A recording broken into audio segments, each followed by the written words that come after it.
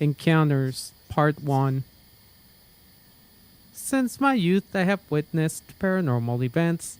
On some cases, it has been a feeling of being watched. Others are a feeling like someone is in the room, and a couple of times I have seen apparitions. While some of the things I have heard or seen end up being the breeze moving a door or a sound echo creating ghostly voices, there are other things that I cannot explain as being something from this reality. When I was a child, we lived in an old house that had been built in the early 1900s. While the house had a history, the land it was on had its own history, as it was part of an old plantation. Later on in life, when we were older, my parents revealed stories of apparitions they encountered and of things that would move in front of their eyes without explanation. It was never mentioned when we lived there, but we had always known something was off. I remember the old house had a long hallway, but then everything always looks bigger to a small child. At the end of the hallway, there was a glass door that separated the house from the backyard. The yard was big enough for a small fruit tree orchard that my dad had planted.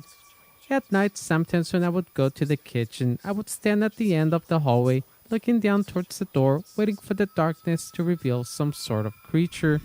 I still remember the hallway, the door, and the darkness. As I got older and we moved away, things settled down and the paranormal would not appear until late in my teenage years. Or maybe I was so busy with school and growing up that I stopped noticing things around me. When I was in my teens, we moved to an apartment that was built near the Camino Real Road. The Camino Real, which translates to the Royal Road, was built by the Spaniards to connect all of the missions in California. Many things would transpire on this road throughout the years, as it is an old passage that eventually was modernized and became part of the 101 freeway. The first day I walked into that apartment, it felt off. I turned to my mom and stated that someone had died in there. It was a weird feeling I could not explain, but we still moved in. In the months that continued, there was always a feeling of someone in the room or a feeling of being watched. It was a familiar feeling from the past, but I would shrug it away and moved on with my life. After the months passed, things got worse and I finally had enough. One day when everyone was gone, I decided to cleanse the space and began to burn sage and sprinkle holy water around. The thing I did wrong was not open doors and windows, as I later learned. As soon as the place filled with the cleansing smoke, the phone started ringing like crazy. I answered a couple of times, but there was no one on the other line. When it was all done, I left feeling accomplished, figuring the house was finally free, and so I was satisfied. Later that night, I got home and went straight to bed. As I lay there falling asleep, I felt movement at the base of the bed. I looked up and saw nothing, so I put my head back down and closed my eyes. When I did that, I felt the grip of two hands grab my feet, digging nails into the soles and trying to pull me down. It happened so fast, but in that instant, I could feel the animosity in the action. When I got my bearings, I jumped out of bed, turned on the lights, and saw nothing in the room. I quickly woke up my parents and told them what had occurred. My mom mentioned that when she got home earlier in the day, the place was still clouded with smoke, and in the kitchen, it felt like someone was standing there. She said the feeling was like the atmosphere in the kitchen was thick and you could cut straight through it.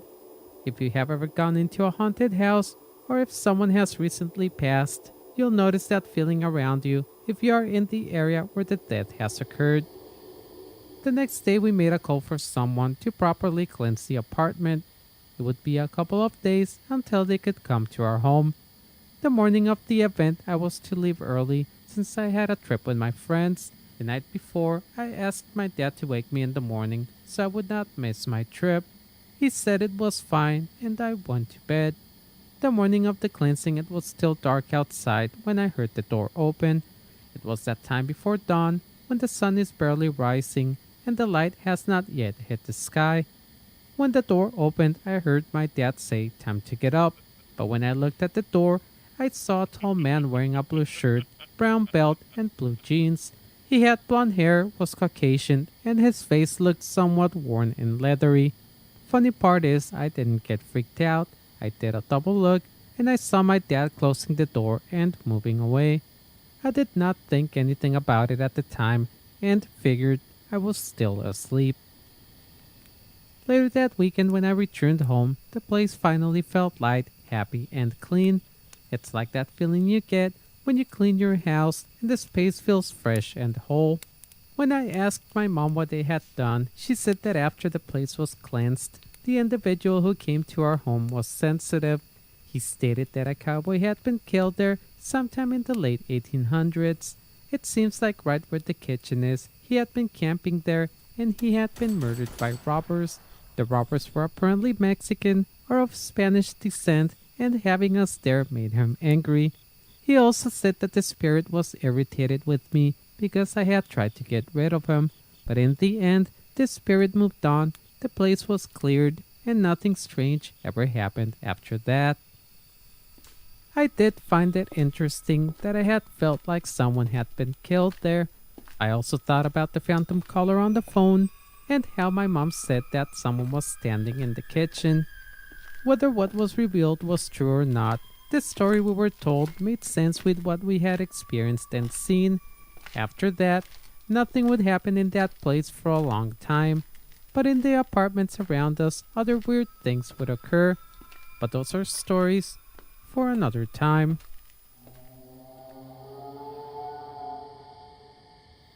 Thank you for joining us today. Please don't forget to share, subscribe, and hit the like button. For notifications of new videos, you can click on the bell icon or you can follow us on Twitter or Instagram. If you would like to contribute your own encounter or story, please contact me at the email below. Thank you, and keep an open mind, for there are things out there that are yet to be understood.